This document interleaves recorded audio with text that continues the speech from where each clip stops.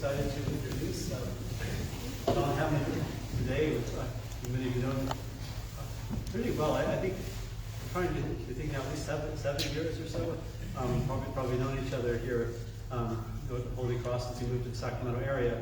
And for some time, he'll get to tell you the story about his idea for the movie and the book. What I said recently was, he was so excited that the book was out. I said, okay, it's here, it's out. I said, don't just, we need to have a presentation. You need to share with us about it. You need to share with us about the film. As you probably have seen too often last year, people coming and filming some during the services, and we had today with some interviews as well. And so excited to see, to share with us what was your inspiration, what are you hoping to do with this. And I think it's nice to see the fruits of a good desire that blessed come to fruition, all parts of it to fruition and parts of it still to come. So as you share with us, John, thank you. Thank you so much. I just really want to thank God for, number one, bringing me to the church, after many, many years of all kinds of paths that God makes those crooked paths straight, as they say. So that's my number one. And the saints of North America. And it's interesting, growing up, I didn't even know really what saints were, even though I grew up in a town called Santa Maria, and our football team was the Santa Maria Saints. Yay! Class of 66. Oh, awesome. Santa Maria High or were you 80? Pardon me? Santa Maria High, please. Sorry. All right, but anyway, long story short is back to this story. Yes, Father, and I want to thank Father Timothy so much. Actually, was one of my main inspirations. And actually, I'm going to go beyond inspiration. The person said, you should do this.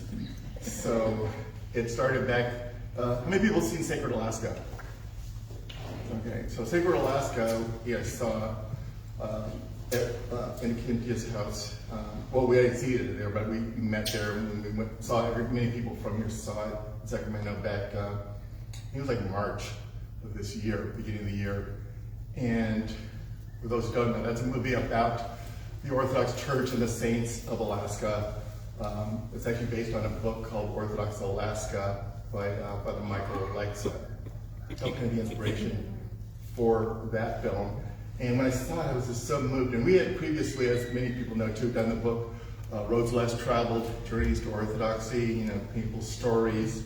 And so I've always been a writer, as a filmmaker and creative writing professor, 30 years. So storytelling's always been important to me. I've always been moved by movies, books, stories, etc.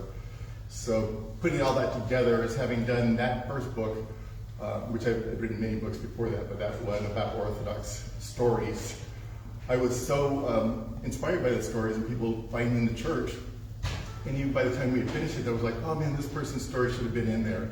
And this person's story. And I had even asked several other people who was like, oh, I'm not ready yet. Or others who they weren't even Orthodox by the time the book was done, so they became Orthodox later. So anyway, that was in the back of my mind of, Father Ian always would say, oh, so what are you working on now? Are you writing a new book? Yeah, not really, just finishing that one. And I really hadn't planned on anything. I've been retired since 2020.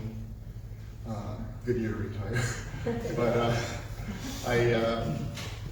I wasn't really working, so I just did my own thing. And so when I saw Sacred Alaska, I was really inspired by it. Oh, that's so beautiful. And then when we had the Holy Unction service, anybody ever been to the Holy Unction services? So we had that a month or two later at Holy Ascension Church downtown, Russian Orthodox Church, which, by the way, they're having the Curse Group icon that's coming there this evening for anyone who's interested. Just love it there, 5:30.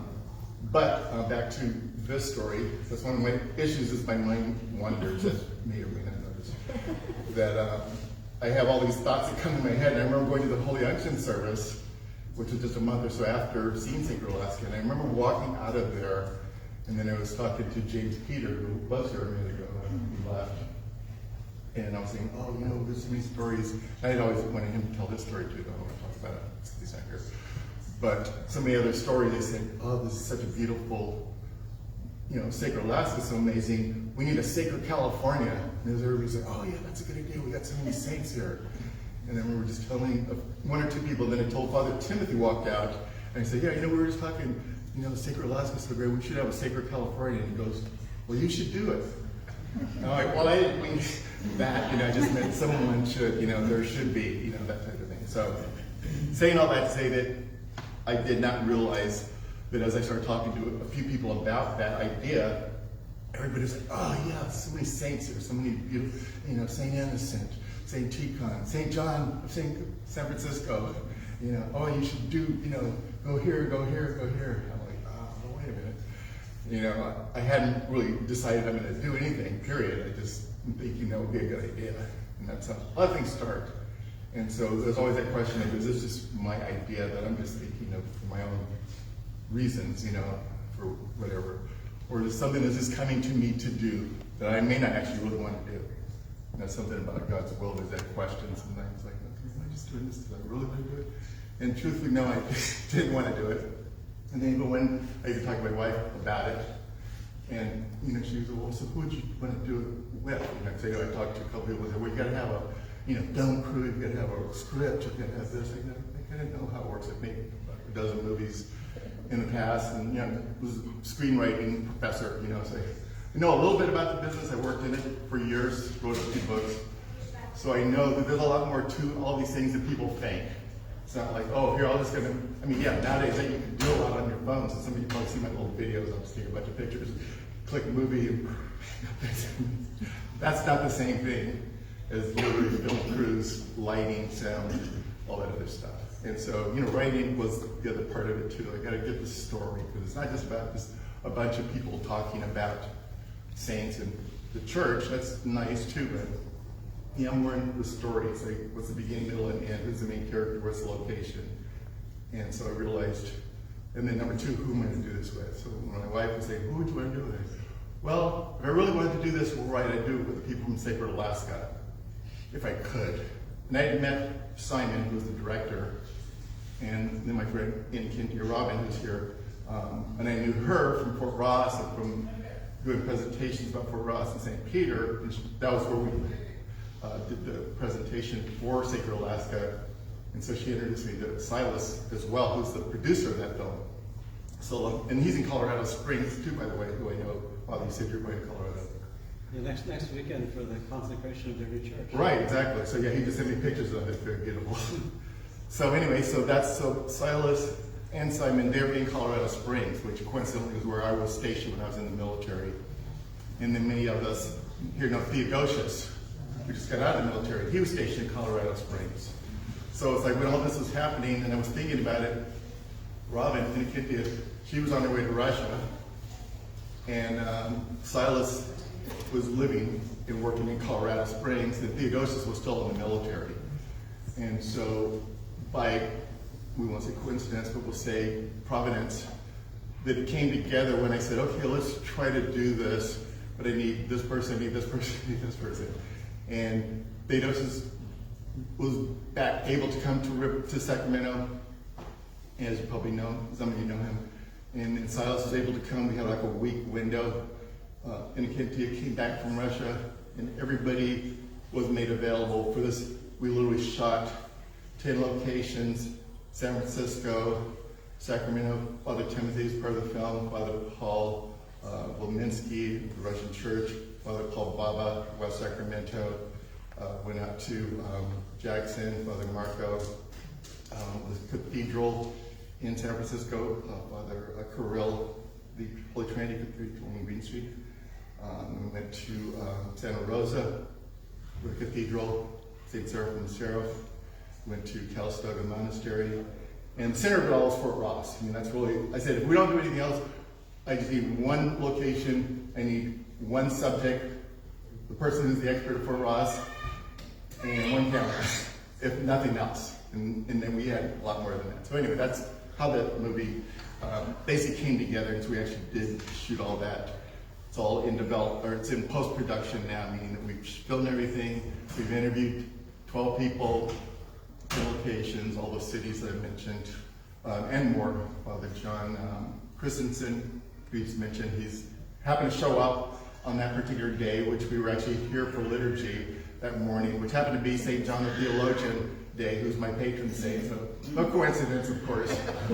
But and then that was Father John's patron saint. He came over right as we were leaving, and Father Timothy, you gotta interview this guy. Right, so we have, so this is not by chance that he's come here on the day that we're filming. Right. Yeah. And again, as he was coming to give that large blessing for our building program, as we're talking about building up the church in America, people with experience of the providence of saints and their intercessions in America. And so it was just, again, when there's a good intention, oftentimes you know God's blessing is on it, but things come together, and more than you expect. And that's just what I feel like I'm seeing in this case, that it was God's blessing was on it, and then all the pieces were coming together. People were being brought in you didn't know about, new locations were opening up.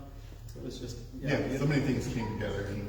And like you mentioned, Santa Maria, I think, St. Mary, who I didn't even know and believe in for many, many years, was, giving blessings as well. So what I'm going to do real quick, just because this, is the essence of it. This book, American Orthodox, this is the book that the movie is based on. So I want to crystallize it so we have it in more than one form. Hopefully the movie will be out in a couple of months, God willing. I don't want to give a date yet. But we're getting there. But in the meantime, the book's available, and Rick has it in the bookstore here. And what I'll do, I just want to introduce it briefly with just literally reading the introduction, which is just a couple of pages, if that's okay. So anyway, the book's called American Orthodox, Finding the Ancient Faith in the Modern World. And you can get it on Amazon, but we have it here in the bookstore for less than you can get it anywhere else. And I also have a website, it's called AmericanOrthodoxFilm.com, for anyone who wants to get more information. You can see the trailer, which I'm going to show you, but also more behind the scenes photos, the film being made, etc. And so they're going quick. So, anyway, I'll read the introduction, and then I will show the trailer, and then we'll go. And then if there's any questions, that's basically it. I'm not keep everybody too long. So anyway, introduction. In 2016. My life in San Francisco Bay Area seemed to be on the brink of success. I'd written books, worked on independent film projects, taught screenwriting at graduate level. Hollywood whispers promised grandeur, a Cecil B. DeMille biopic that could become a major feature film, even television series. I signed the production contract, quit my teaching job, and waited for the spotlight to shine.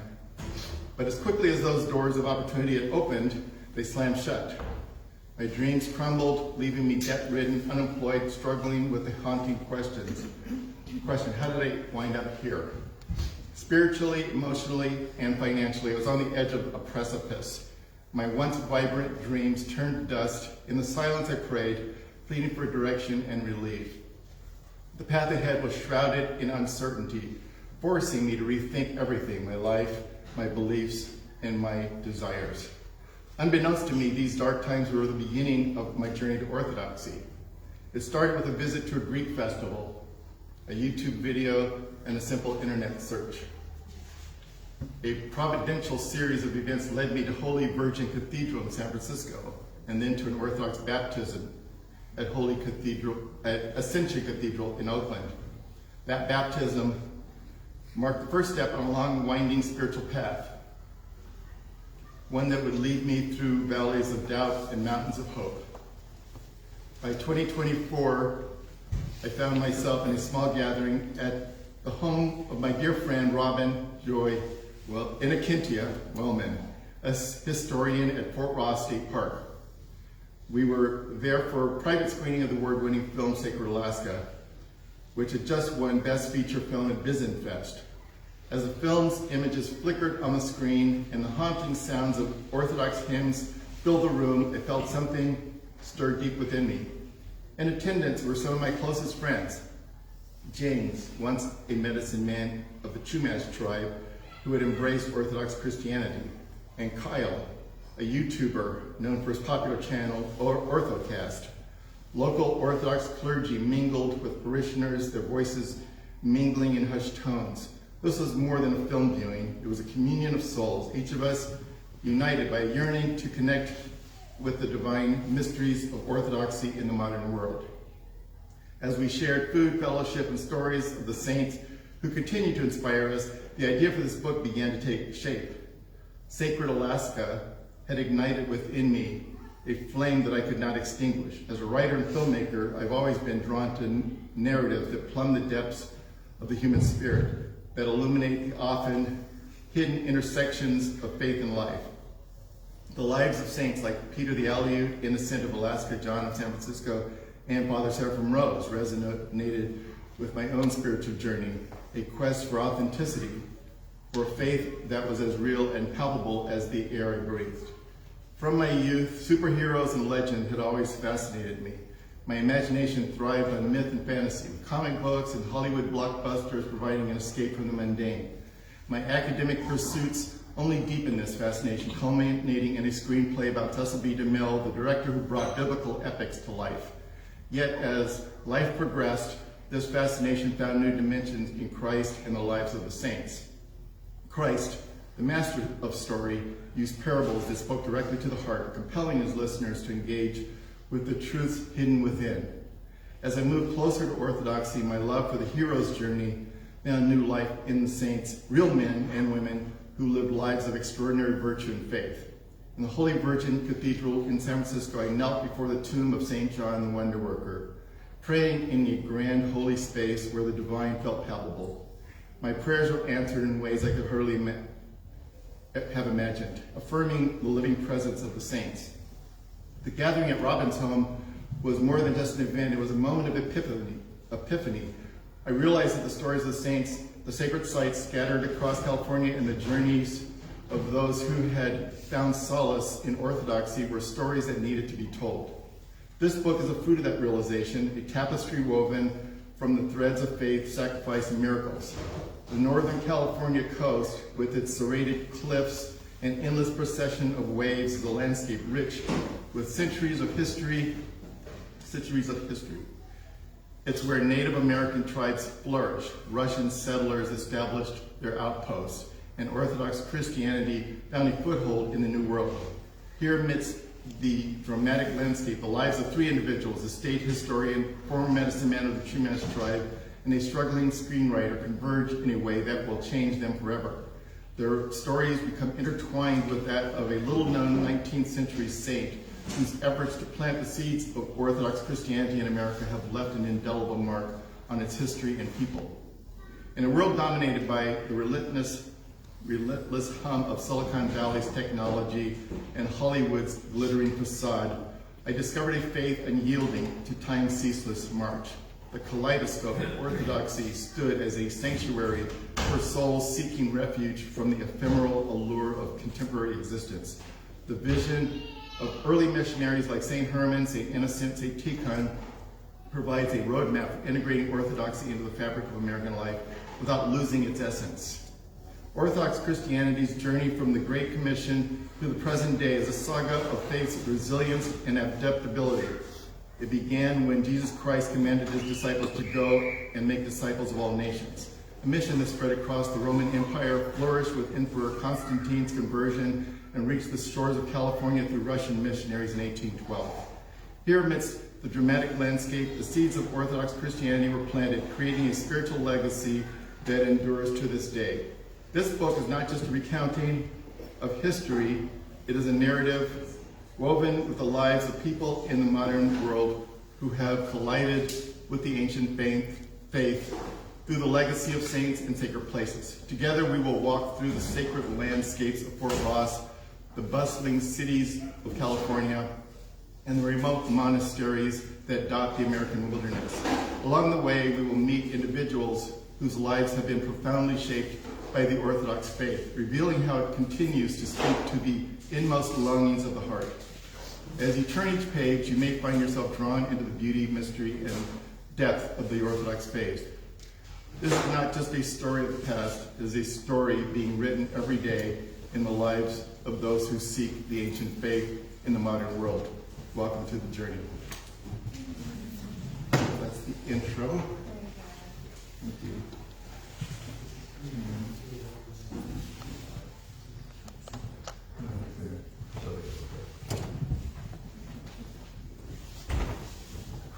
This is the trailer.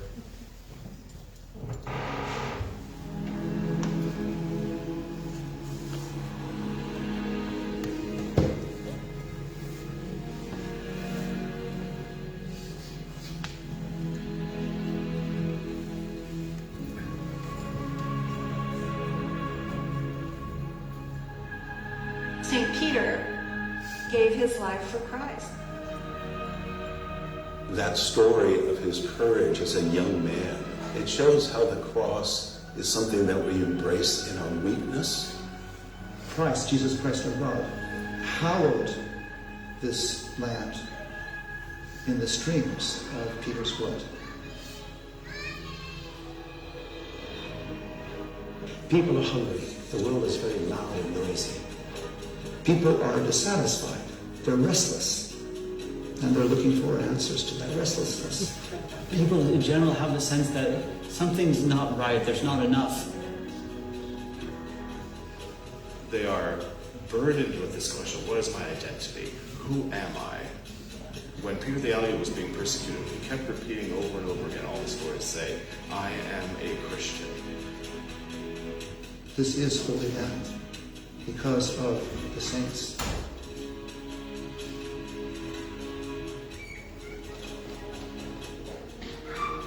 Faith is something lived, and it's something that we enter into. We want to know God.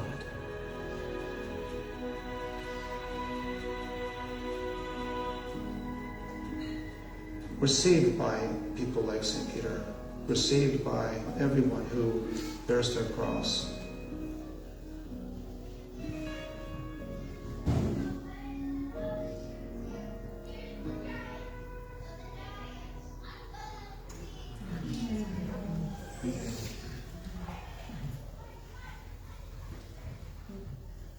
That's it. So thank you for allowing me to share. Like I said, the book is kind of the details of the story and, the storytelling.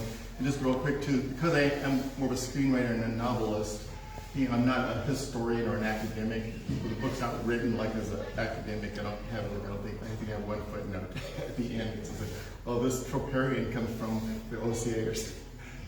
I know how to write those, but I don't like writing that way, so I just write it like a novel. And so you might find a little creative license in the way that I say some things, and unfortunately I didn't, I'm sure there's some errors that you can say, hey, that didn't happen on that date. It was a Friday, not a Tuesday.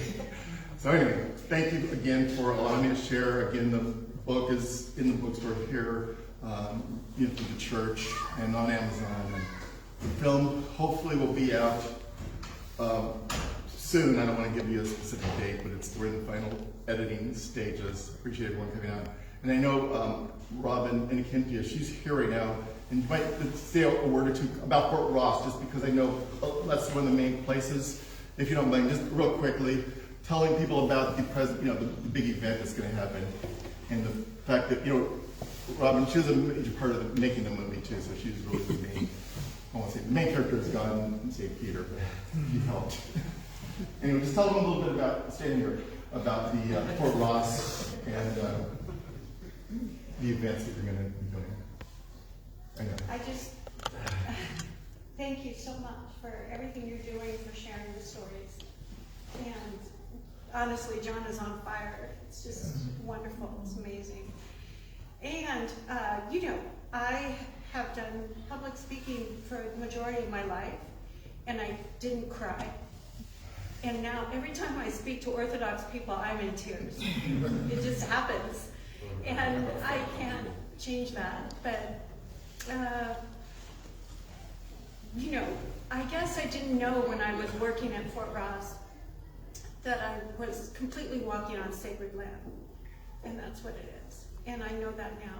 And that's why it's so deep in my heart. And I so honor St. Peter the Elite, who, stood for Christ and died for Christ. And there are so many things about Fort Ross. Of course, I could go on all day.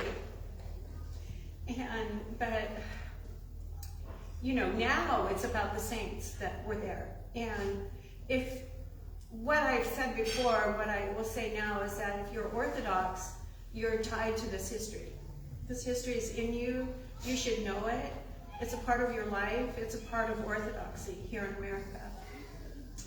Fort Ross was the first Orthodox church outside of Alaska. Just try to encompass that. Just take that in of what that means. It's all over, for all of outside of Alaska, for North America. That's huge. And I sometimes just can't fathom that I had an opportunity to walk there every day. But beyond that too is, was the first liturgy outside of Alaska with St. Innocent. And just think about that. And then the first baptisms outside of Alaska. And the first wedding ceremonies and burials that were there. So there are so many parts of Fort Ross, but it's also the saints, which is what John is putting into words for us and putting out there in a film so you can actually just take it in and realize that you can go to Mount Athos, fine, there's so much there. You can go, other places and venerate and take in the saints, but they're also just right here. They're right here.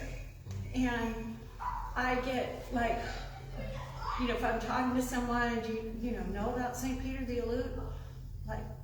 You've lived in California your whole life and you don't know about him? What? And he's the first martyr outside of Alaska. The first was St. Juvenali, but there's so much to learn and know about American Orthodoxy. And so I'm, again, just really grateful to John. And the last thing, again, I get distracted like you do a little bit. I've got the saints, St. Peter the Alute, and the story, and to make sure it's accurate. Because what we've learned in the past, even St. John of Shanghai and San Francisco, didn't quite have all the history. And so it's shared, and it's wonderful, but now we know more. And so it's like a mission of mine. And Father Timothy spoke today about if you have an experience with God, you need to take that in. And you need to do something. And that's what I'm doing. And so St. Peter the Alute, St. Innocent of Moscow, Alaska. Actually, I say Alaska, Moscow, but in the Holy Trinity Lavra, they say Moscow. And then St. Sebastian in 1897, and then St. Tikhon in 1907, and then St. John of Shanghai. 5 saints, and as far as I know, and I'm really researching, so what I say, I'm trying to make sure that I'm accurate, is that is the only place that I know of where 5 saints have walked. Again, sacred land. So, October 4th this year, it's a very different story, but it's the pilgrimages to Fort Ross, and that started in 1925 by Father Sokovich, archpriest. And why I'm saying that is because there was a break. I mean, when the Russians left, and anyway, there was rarely a priest there. St. Innocent was only there for 5 weeks. There, no liturgy, but afterwards, when the Russians left, there was a time when there was no service in the chapel. And then in 1925, it started again. So 2025, this year, is 100 year of centennial. It's our centennial anniversary of pilgrimage to Fort Ross. And generally, it's happened on July 4th for the OCA, and on Memorial Day for ROCOR. And, I told them, if I'm involved, it's everyone's working together, or we're not. And so basically, it was a decision that we all made in our committee to have it where we're not on a fast day. Can you imagine the different churches and the fasts and how they, okay, when are we, and then it's not a feast day, and it's not a saint's day, and then, okay, what can we do? And so October 4th is the day that was agreed upon, where no one's in fast, and where there's no big feast going on or celebrations. So it's October 4th. And you should really put it on your calendar now. There are 3 metropolitans going to be serving. So Metropolitan Tikhon will be coming, and Metropolitan Nicholas of ROCOR, And we have a visiting Metropolitan Maximilian who's been blessed by the Patriarch to come to America. I just want you to take that in, because it's not politics. And that's what the Patriarch knows. It wasn't politics. It's that you need to come and celebrate St. Innocent at Fort Ross, which is a part of the Diocese of Irkutsk. And it's wonderful. It's amazing to have that. So it's huge, it's big, and you know, and yet it's personal. So for everyone who's Orthodox. Thank you. So, do we have any questions for John about the film, the book, anything he's talked about, or otherwise? John, where will we be able to see the film once it's out? Well, once it comes out, we're going to try to do like with Sacred Alaska. We'll have some limited private screenings. You know, hopefully here in Sacramento will be probably the #1 location. We don't have a specific time and date yet. That's still not done. But that's the goal, is to have at least one theatrical screening here in Sacramento, probably in Santa Rosa, maybe a few other ones. And then eventually, you know, after we do screenings, then we'll make it available like to churches and places who can do screenings, like say, you know, we have like a church hall and you want to do a private gathering, or even in someone's home, they'll do it. So it'll kind of filter out that way. So God willing, by this summer it will be out, you know, and we'll go from there. Did you have any of the interviews that really surprised you along the way, or not to give us the whole story, but anything that really kind of really stood out? Like, wow, this was kind of an unexpected but providential turn. Sure. Yeah, Father. We had, like I said, originally I said, if nothing else, we're going to just get at least 1 or 2 interviews, and you know, we're going to go to Fort Ross, etc.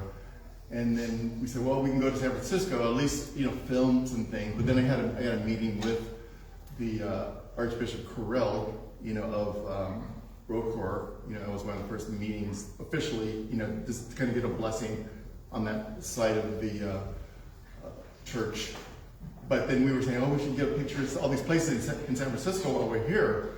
But they said, Silas, who was with me, you know, my producer or cinematographer, he was saying, yeah, you know, he knows Father Kirill, who's the rector at the cathedral, St. Holy Trinity Cathedral, which is really one of the first besides that church in California, in America, where these saints were at Holy Trinity Cathedral. And I had never been there. And so he said, well, we can at least get images of it, because Father Kirill's in Colorado Springs. I just left there, and he was there.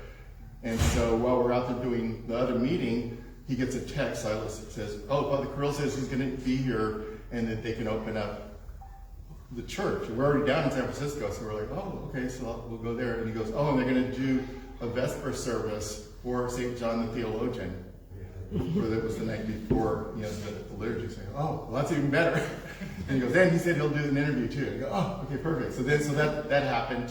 And you know, if you hear those different voices in there, he's one of the voices. Father Kirill is director of that church. And then, as I said, the next day we came here and did this interview. And then the same day we went and interviewed Father Paul Bava. And right before we went out to Jackson, which was the next in line from here, that was when I was getting ready to leave. We were literally packed up in my car, putting our cameras away. And then Father Timothy said, oh, Father John Christensen's here. He's got these great stories. And I had never met him. I didn't know who he was. So I'm like, who? You know, he goes, oh, you should talk to him. He's got these great stories. I'm like, okay. And then I started talking to him, and it's like, well, I remember back in the 70s, I was a hippie, and the Holy Spirit hit me, and I got on my bicycle and started riding up to Alaska. I'm like, whoa. It was Can you say that again? The stand over here, came out, say that again. That sound, okay, lights, camera, action. Anyway, he was, I had never met him. He was a delightful man. I know has some illness, so I have to pray for Father John Christensen. So those are a couple of surprises. And then last one, real quick, and I won't get into the whole story, but you can see little pictures in there. When I went to go to Jackson, he says, "Oh, by the way, what time are you going to come?" I go, "Oh, I can come now," because we were finally getting ready to go. He goes, "Oh, but the bishop's here. He's doing a class on iconography." And I'm like, "Is he? But yeah, come on out." And I'm like, "Oh, okay." And so we get to go there, and the bishop of the Bishop Maximum of the Serbian Church, he's giving a class on iconography, and so we're able to film some of that. But the other thing that happened is Archbishop Kirill, with a meeting with him, was a little bit tense, just a little bit. Roll card tense, no? And it was like, oh, how's this going to go?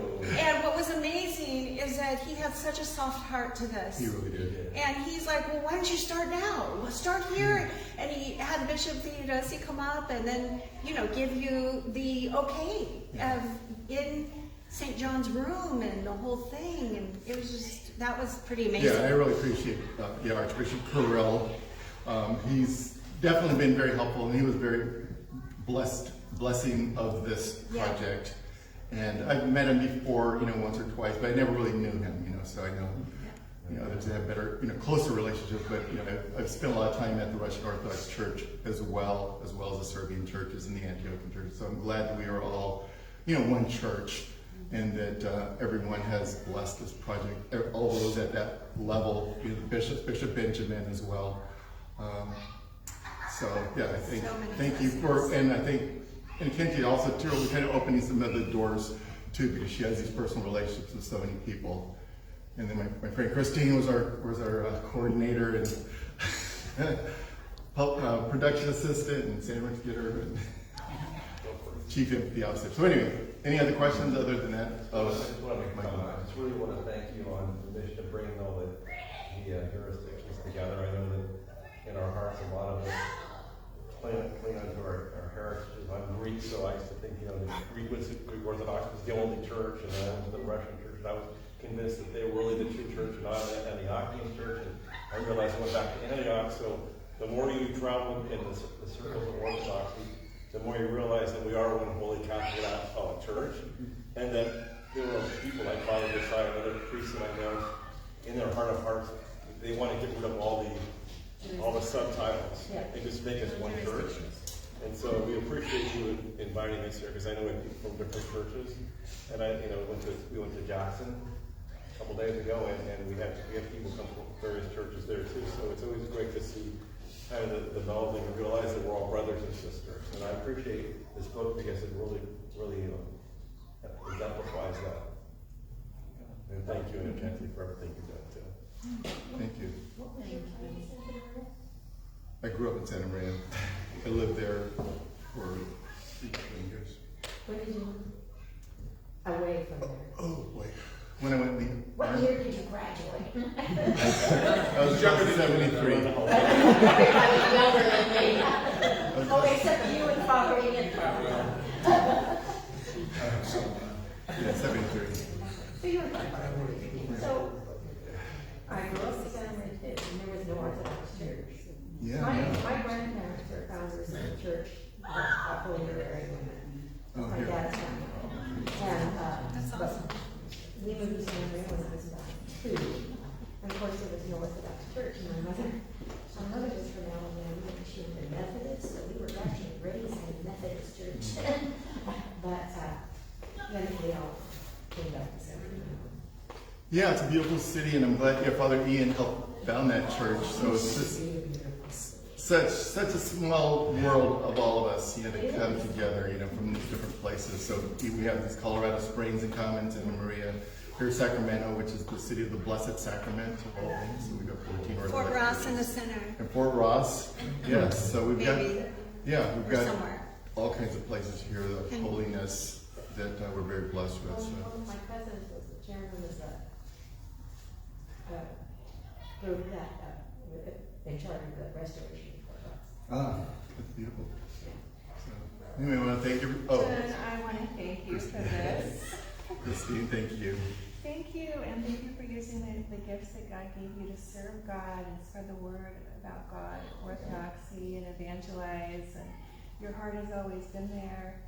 And you talked about the dinner, the dinner in Kenty's house, and that was really started this this project, like what happened to your heart at that dinner? What was the epiphany? Because there's a difference between having a vision and a desire and actually having the audacity to do it, to pursue it. Yeah. What happened? Well, this thing is, I was there, in Kentucky. I hosted the dinner before the filming of the film Sacred Alaska. So the director was there, Father Timothy, you were at the dinner. But everybody was at the film later, so I kind of blurred the two together. But other people, many people were there, other priests, Father John from Marina Del Rey was there. Father Marco.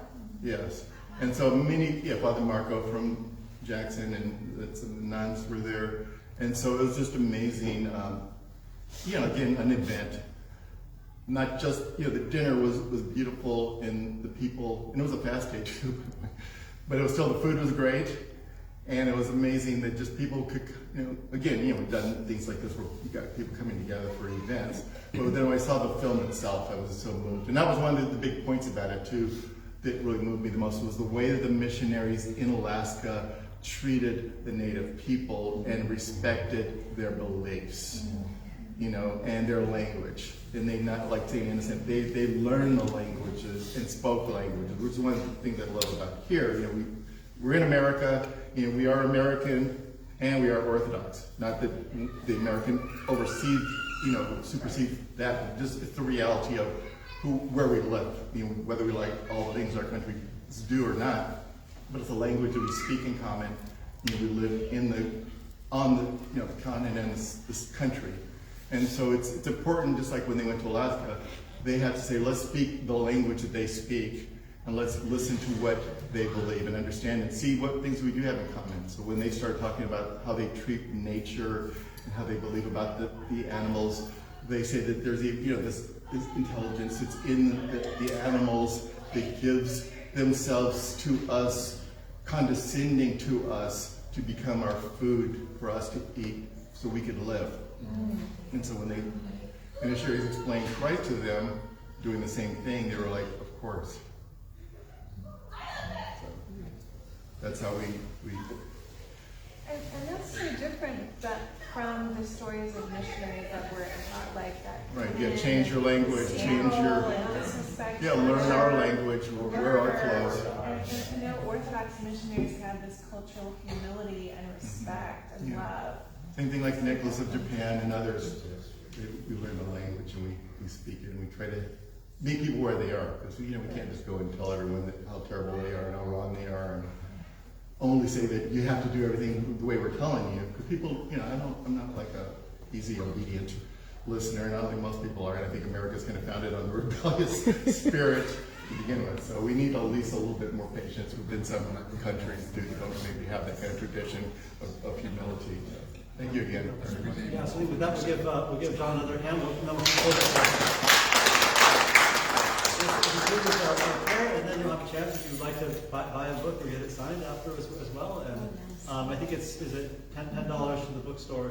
I think right here it's special price for the. Okay, so we'll stand up and.